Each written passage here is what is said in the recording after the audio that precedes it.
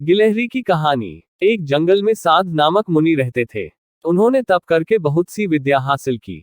एक दिन ध्यान लगाने के बाद जब उनकी आंखें खुली तो उनके हाथ में आसमान से एक गिलहरी आ गिरी।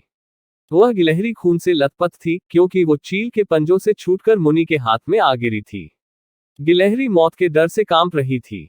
मुनि को उसके ऊपर दया आ गई। उन्होंने सोचा, क्यों न इसे अपनी विद्या से अपनी बेटी बना लूं। मेरी पत्नी कब से संतान प्राप्ति की चाह रख रही है, लेकिन उसके भाग्य में संतान है ही नहीं। अब यह बात बताकर उसे दुखी करने की जगह कुछ साल इस गिलहरी को ही बेटी बनाकर उसे सौंप देता हूं। इतना सोचते ही मुनि ने एक मंत्र पढ़कर गिलहरी को एक छो बच्ची बना दिया। वो उस गिलहरी को बच्ची बनाने के बाद गोद में उठाकर अपनी पत्नी के पास लेकर आए। उन्होंने कहा, लो अब इसे अपनी बेटी मानकर ही पालना। सोच लो, भगवान ने तुम्हारी सुन ली है। मुनि की पत्नी छोटी बच्ची देखकर खुश हो गई। अब गिलहरी से बच्ची बनी लड़की मुनि के घर में बड़े लाड़ प्यार से पलने लगी। मुनि की पत्नी ने कुछ दिनों के बाद बच्ची का नाम वेदांता रखा। मुनि और मुनि की पत्नी दोनों ने बड़े प्यार से वेदांता को पाला। मुनि को बहुत खुशी थी कि उसकी पत्नी को अपनी ममता लुटाने के लिए एक बेटी मिल गई। कुछ समय के बाद उसकी परवरिश में मुनि भूल ही गए कि वो एक गिलहरी है। वेदांता को मुनि ने अच्छी पढ़ाई लिखाई करवाई। देखते ही देखते वेदांता 16 साल की हो गई। अब मुनि की पत्नी को अपनी सुंदर बेटी की शादी करवाने की चिंता होने लगी। उन्होंने यह बात मुनि से की।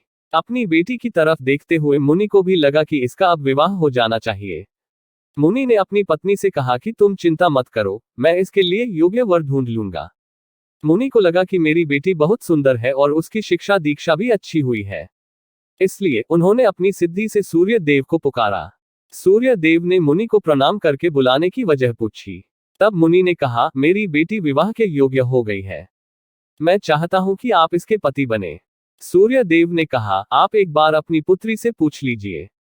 अगर उसे मंजूर है तो मेरी तरफ से भी हाँ है। तब वेदांता बोली, पिताजी, यह बहुत गर्म है। मैं इनके पास नहीं जा पाऊंगी और न ही इन्हें देख पाऊंगी। मुनि ने वेदांता से कहा, कोई बात नहीं, हम दूसरा वर देख लेंगे।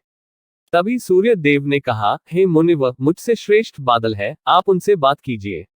वह मेरे प्रकाश को भी ढक देते हैं। मुनि ने अब बादल को याद किया।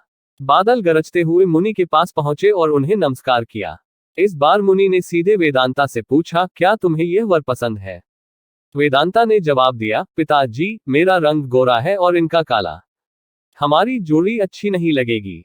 तब बादल ने मुनि से कहा, आप पवन देव को बुलाए। वे मुझसे श्रेष्ठ हैं। उनमें मुझे उड़ाकर इधर से उधर ले जाने की ताकत है। अब मुनि ने पवन देव का स्मरण किया।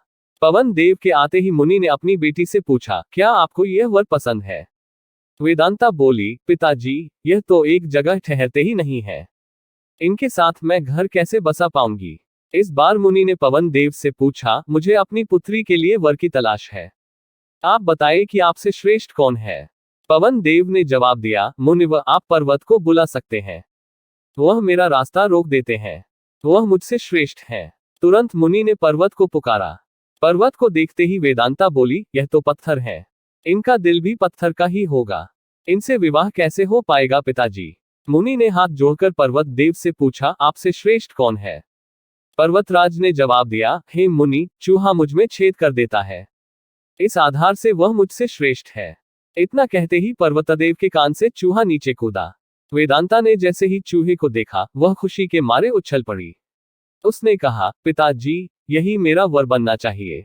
मुझे यह पसंद है, इनकी पूंछ, कान, सब कुछ कितना प्यारा है। मुनि ने सोचा, अहो, मैंने एक गिलहरी को मंत्र विद्या से इंसान तो बना दिया, लेकिन इसका दिल अभी भी गिलहरी वाला ही है। मुनि ने तुरंत वेदांता को गिलहरी बनाया और उसका विवाह चूहे से करवा दिया। विवाह के बाद दोनों खुशी खुशी रहने लगे।